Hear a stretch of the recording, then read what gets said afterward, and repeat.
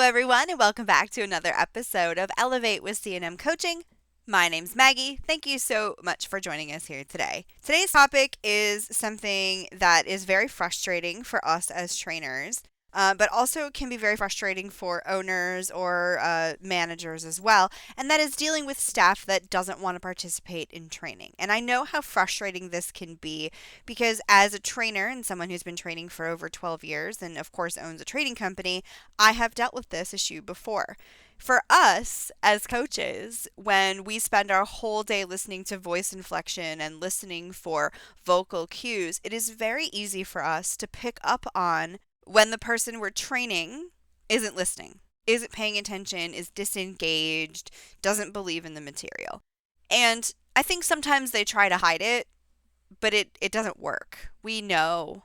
We know that you're not paying attention, and we know that you don't believe what we're saying is true.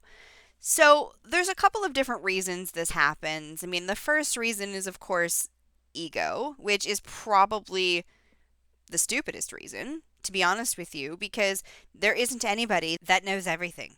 Not me, not my coaches, and, not you.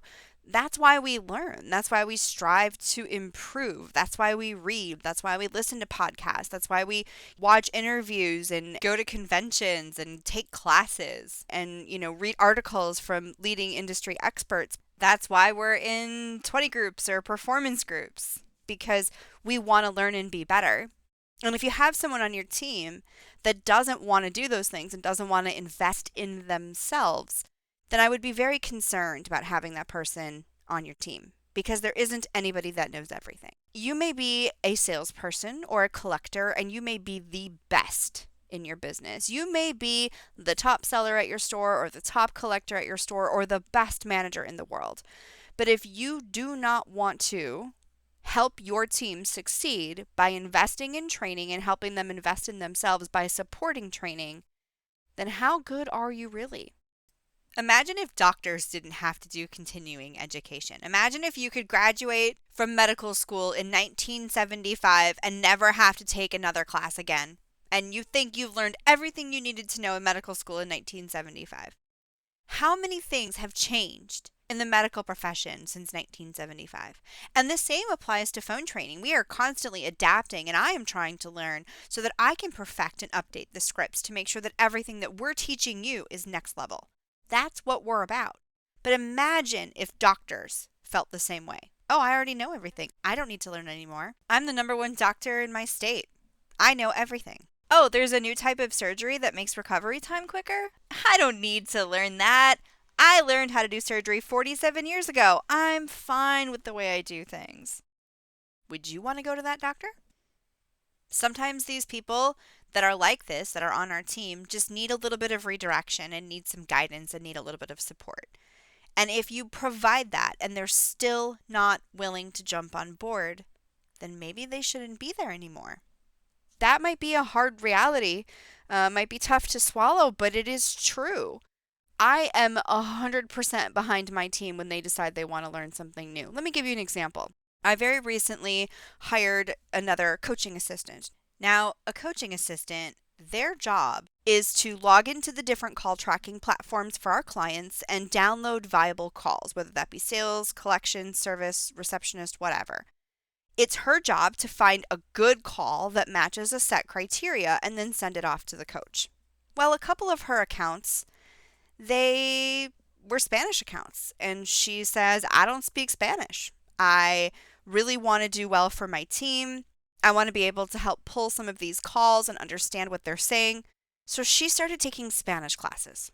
Now, I didn't ask her to do this. This was something that she decided to do on her own because she wanted to be better at something she had already learned. I think those are the type of people that you want working for you. I am very lucky to have her. And I think that when you have somebody that takes the initiative to try to do better without even being asked, that's how you know you have a gold star on your team.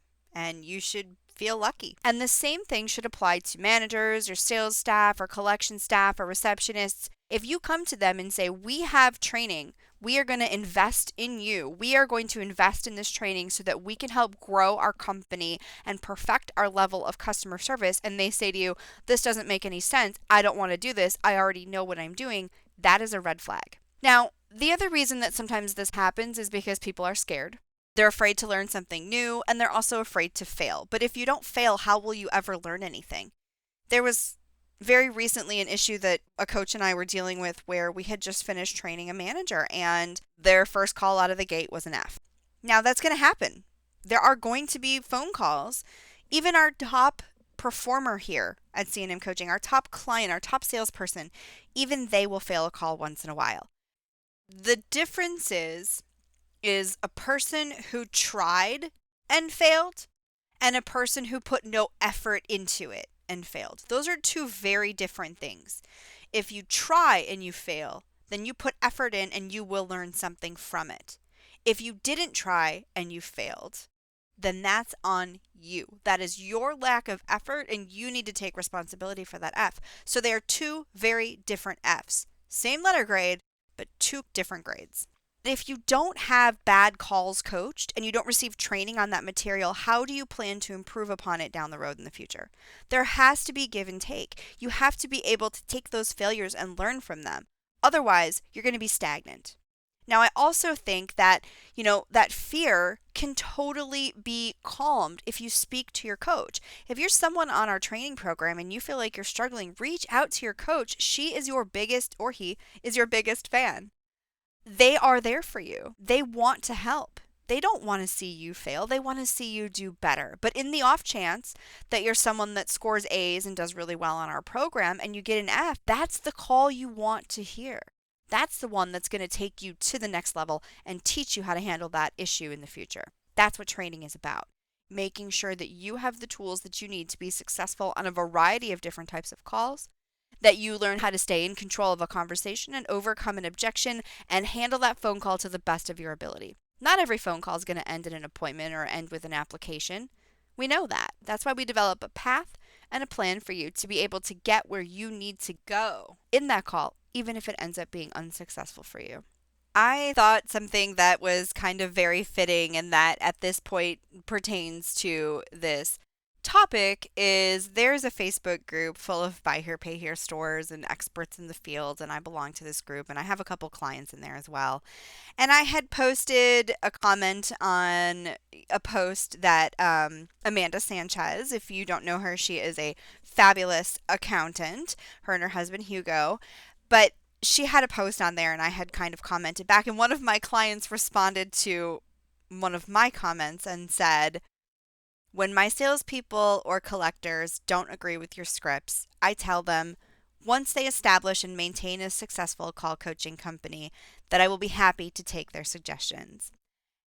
And I want to point that out because as I absolutely love that she supports training so much that she tells her staff that, but also because there does need to be that give and take, like I was talking about previously.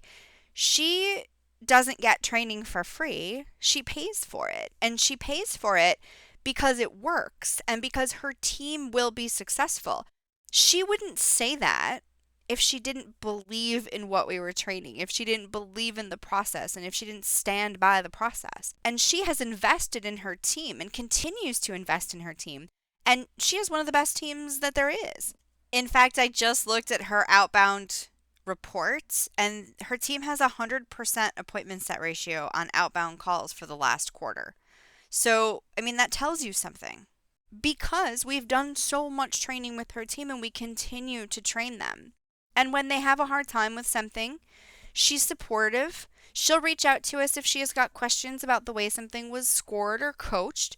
That's what should happen. You have to have that balance, and you need the manager in charge or the owner in charge. Whoever is at the top of the helm has to support the training or it won't work. And we're grateful to have her as a client because she's not only supports the training, but she also helps to ensure that her staff follows through with what they're supposed to. And if they're working for you, whether they're commissioned or not, that's the way it should be. Unless, of course, you're asking them to do something unethical, then that, of course, I don't agree with. But we are talking about training here. Everyone in the store should work together to try to drive sales, to improve customer service, and They should support continuing education so that everyone can work together to be the best they possibly can be at their jobs and in their roles, which of course only helps the company be more successful. So let's talk about some solutions here. I would say, if you have somebody that doesn't want to do this or doesn't want to participate, I would look at the reasons why. If they think it's just a bunch of words on paper, then what's so hard about it? If they think it's just a bunch of stuff that was thrown together and handed to them, then why can't you use it? Why can't you try it?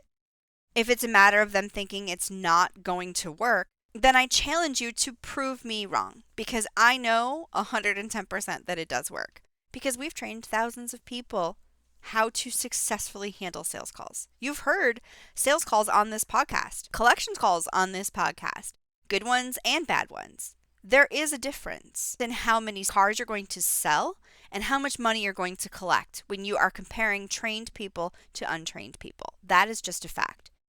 So, if you're afraid to try it because you think it doesn't work or you think it's just a bunch of nonsense, then I challenge you to prove me wrong. Give it a shot. 90 days, hardcore, go all in. And if your phone calls aren't better at the end of 90 days, then you can come up to my face and tell me that you told me so. That is not a strong enough reason to not want to try something, especially if it is going to positively impact your wallet. Because the chances are, especially if you're a salesperson, you are going to make more money when you learn how to properly handle a phone call. You could sell 1,000 cars a month strictly by walk-ins coming in the door and still fail a phone call, because selling a car in person and selling a car over the phone are two different things. We're not trying to sell cars over the phone unless you're that specific type of dealership, which is a different conversation. What we're trying to do here is get people in the door, so we can get those people to fall in love with us and want to buy a car from us and then want to in turn refer their friends and family. That should be your ultimate goal with your phone calls: to provide good customer service, to be attentive to your customer, to establish a relationship, and to get them in the door so you can do what you do best. If we're talking about collections calls, same concept here. We need to be attentive to the customer. We need to have good customer service skills. We need to build a relationship. Nobody wants to call a collector that is nasty and tell them that they're not going to be able to make their payment. They're going to avoid you like the plague. You need to have a good relationship with your customers if you're going to be a good collector. That is not a secret. All of these things can be achieved through really simple training. If you're a manager or an owner or even a coworker and you're dealing with this situation, it is unfortunately just like a bad apple in a barrel of good apples. It will spoil the rest of them if you don't take care of the situation. So I highly recommend communication. Speak to the person that's creating these issues, try to address their fears, try to help them overcome those issues. You can't really change someone's ego, but unless they can prove to you that they are the most efficient person on the phone without training, then I would tell them that they need it. And if they can't abide by that, then again, they may not be the right person for the job. But just remember, communication is key.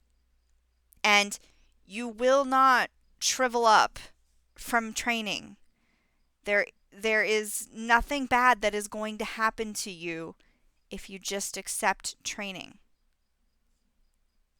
So, what are you scared of?